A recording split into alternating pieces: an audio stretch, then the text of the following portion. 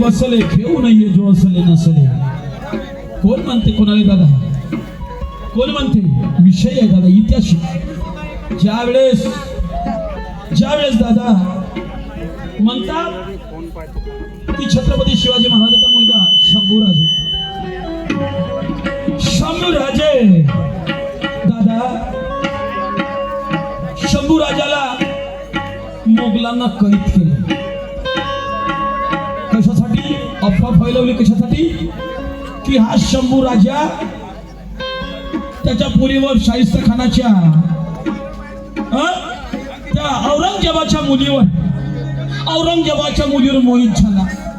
त्याच्या प्रेमात पडला. औरंगजेबाच्या प्रेमात, मुलीच्या प्रेमात पडला आणि म्हणून त्याला जवाई करत होता. औरंगजेब जवाई करणार होता आणि जवाई तो होत नव्हता म्हणते.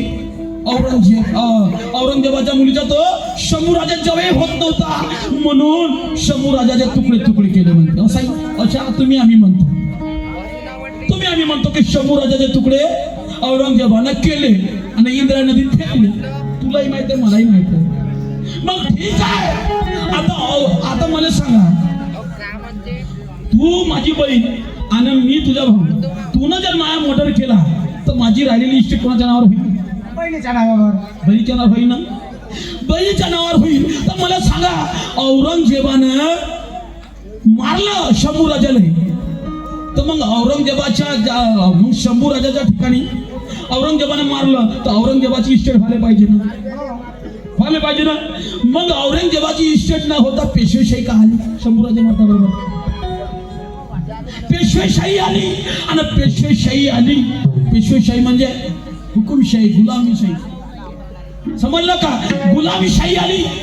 आणि मला सांगा, मग हिंदूसाठी लढला, हिंदू धर्म वाचवासाठी लढला, तर मग पेशवेशाही यायला नाही पाहिजे होती, यायला पाहिजे होती का?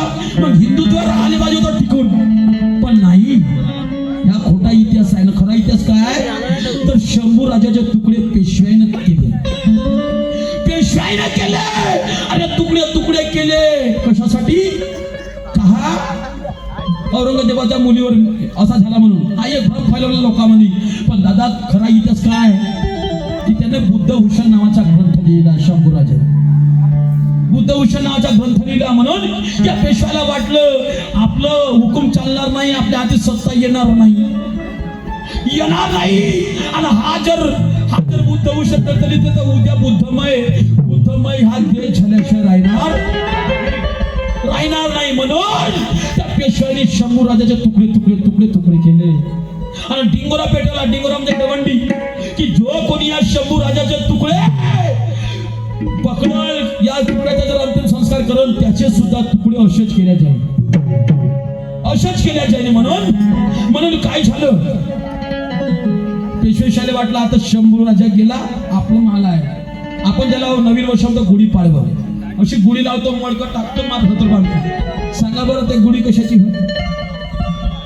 सांगा गुढी कशाची होय? आपण मडकं टाकतो त्याच्यात. अरे तो पेशवेशाहीचा विजय होय. ज्यावेळेस शंभूराजा मारण्या घेतला गेला का नाही, तर पेशव्याचा विजय झाला. त्याने विजय झाला आणि शंभूराजाचा मुंडकं अशा काडीमध्ये खुपसून साऱ्या गावावर फिरवला. हा हिंदू धर्माच्या विरोधात गेला म्हणून. एका राजाचा मुलगा म्हणून त्याचा तिरस्कार केला नाही. म्हणून एक गणपत महार होता, तो मराठ्याच्या घरावर गेला, याच्या घरावर गेला, त्याच्या घरावर गेला. डिंगोरी झाली होती का जो कोणी या तुकड्याला पकडणे शिवल तर त्याचे तुकडे झाल्याशिवाय राहणार. तर हा गणपत महार जाऊ दे, जे व्हायचं ते होईल, सगळ्याला पाहिलं जाईल. अशा काही धमक्या पाहिल्या म्हणे, काही धमक्या. तर त्या शंभू राजाचे तुकडे त्या गणपत महाराने एक शिवलं आणि महारवाड्यामध्ये त्याचा अंतिम संस्कार केला. मग हे लोक त्याच्याच बाजूचे अभेद्य तुकडे करून तुले कापल, तुले मारल. आणि म्हणून हा गणपत महारामध्ये त्याने अभे असे आले गेले किती, पाहिले किती. जेव्हा मी शंभू राजाच्या हिमती ना एवढा मोठा शिवला, त्याने माझ्याविषयी डर असं म्हणते. हा व्यक्ती काही साधारण नसत. म्हणून आता तुम्ही एवढे दिवस झाले आजपर्यंत माय काहीच नाही केलं. म्हणजे आपण म्हणतो ना का भारेवांशी मायाल, तर म्हणजे का भारे बाबांनाच आले म्हणते. आणि तू म्हणते आता जेव्हा मला असा बोलून राहिला याच्या आता तू काही माया पक्षाचा माणूस होय का? जा म्हणते घेऊन जेव्हा असले नसले करायला लागून ते भारा. तो गणपत मार म्हणते आपल्या सोबत्याने ज्याला चिडवणारा, तो म्हणते जा आणि घेऊन ये जा. काय म्हणते, खोटं कधी बोलत नाही आणि कोणाच्या बापाला घाबरत नाही. म्हणलं का? तो गणपत मार म्हणते पुढे पहा का संदेश देते तो.